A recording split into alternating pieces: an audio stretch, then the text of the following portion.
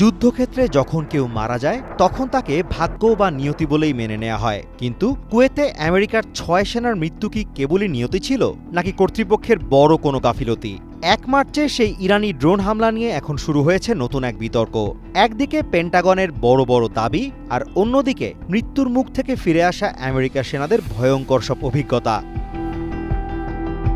ইরানে হামলা শুরুর ঠিক ১ সপ্তাহ আগে নিরাপত্তার কথা ভেবে আমেরিকার বেশিরভাগ সেনাকে কুয়েত থেকে সরিয়ে জর্ডান আর সৌদি আরবে নিয়ে যাওয়া হয়। তবে অদ্ভুত ব্যাপার হলো ১০৩তম সাস্টেইনমেন্ট কমান্ডের একটি ছোট দলকে নিরাপদ জায়গায় না পাঠিয়ে উল্টো কুয়েতের সুয়াইবা বন্দরে পাঠিয়ে দেয়া হয়, যা ছিল ইরানের একদম হাতের নাগালে।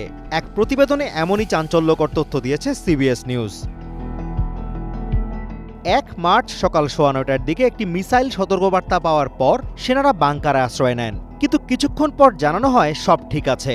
বিপদ কেটে গেছে ভেবে তারা কাজে ফিরতেই আকাশ থেকে একটি ড্রোন সরাসরি আঘাত হানে তাদের অস্থায়ী কার্যালয়ে।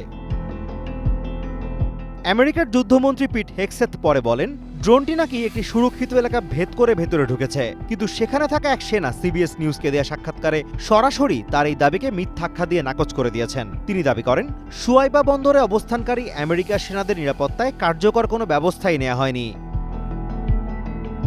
বিস্ফোরণের পর সেখানে কোনো অ্যাম্বুলেন্স ছিল না উন্নত চিকিৎসার কোনো ব্যবস্থা। আমেরিকার সেই আহত সেনারা নিজেদের জামাকাপড় দিয়ে রক্ত থামানোর চেষ্টা করেন। শেষে ব্যক্তিগত সাধারণ গাড়িতে করে তারা আহতদের হাসপাতালে নিয়ে যান। পেন্টাগন দাবি করছে তারা সব ধরনের নিরাপত্তা দিয়েছিল, কিন্তু ঘটনাস্থলের তথ্য বিশ্লেষণ করে সিবিএস নিউজ বলছে এটি পুরোপুরি মিথ্যা। পেন্টাগন এখন ওই ঘটনার তদন্তের কথা বলে কালক্ষেপণ করছে, তবে সিবিএস দাবি করছে সেদিনের ঘটনায় নিরাপত্তা নিয়ে গাফিলতি না করা হলে ৬ সেনাকে মর্মান্তিকভাবে প্রাণ হারাতে হতো না। Azimur Rashid Kanak, one international desk.